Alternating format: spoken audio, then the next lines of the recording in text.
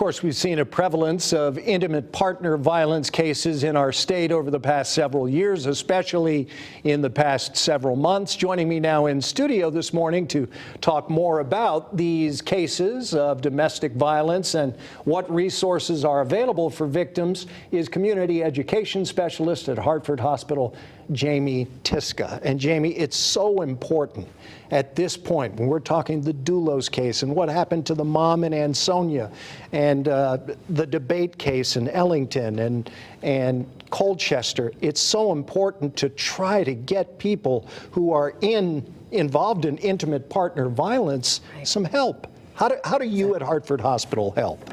We do universal screening. We don't look at somebody and say, boy, they have a black eye, we should probably talk to that person. We ask every single patient about if they have any problems at home.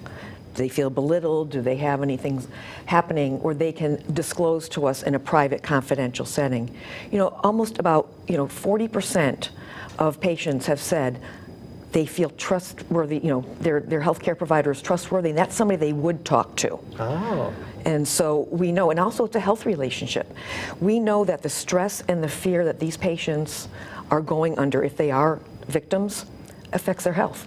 So it's incumbent upon us as healthcare providers to find out the cause of their problems. Cardiovascular disease, sure, asthma, if it's the 5th time they've been in this month in the emergency room, could it be because of stress due to an unhealthy relationship, truly unhealthy relationship? So there are people out there that are watching right now that are in these situations. How do you get them to make that call, to make a contact? Well, I think what's important to know is that if you do make the call, they're not going to be forcing you to do something and get out of there. They really want to follow the patient's lead. Nobody knows better the situation they're in than the victim. And so when they make that phone call, they can even make it anonymously to the Connecticut Coalition Against Domestic Violence, the Safe Connect line, and they will be given steps about where are you ready to do? Are you ready to leave? If not, let's counsel you. And there's so many resources out there that knock down the barriers to freedom from this that the resources do. And I don't think the victims know that. We have legal help for them that's free. So if you're, that's great. A custody battle, something like that you're going to be dealing with, they have that. They have shelter. So if you need to get out of that house, and your children will be protected, and counseling, a plethora of resources to help these individuals that I don't believe they know about.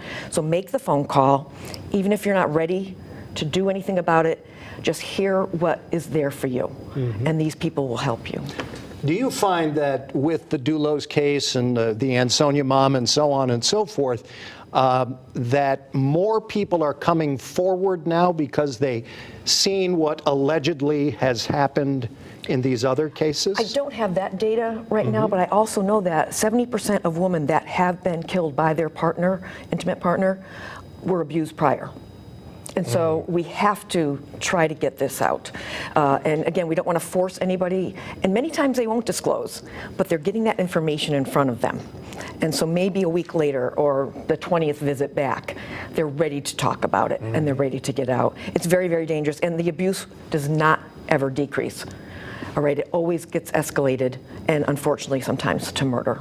Jami Tyska, before we let you go, again, where can people call to get assistance if folks are in this position? And there are some guys who are in this situation too. Yes. The Connecticut Coalition Against Domestic Violence, I'm not sure, are you going to have the number on your website? Safe Connect, right there. Yes, thank you. Yeah. And please do call them. They have all the resources, and these people understand what you're going through.